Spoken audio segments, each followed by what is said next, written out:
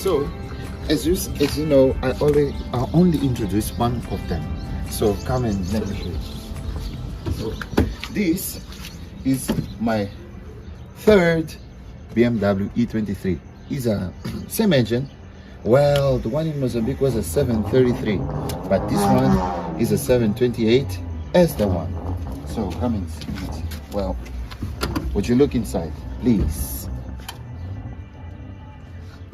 Well, complete, but needs a lot of things. Needs a lot of things. So come here, cameraman. Come here, cameraman. And this is what I'm talking about. The shark front. I love this. And man, it's just amazing to look at. It's a beautiful car. Everything is complete. The front bumper is complete. The lights, even though they are broken, but not a big job, not a big deal. I love them. Whoa, I never saw this before.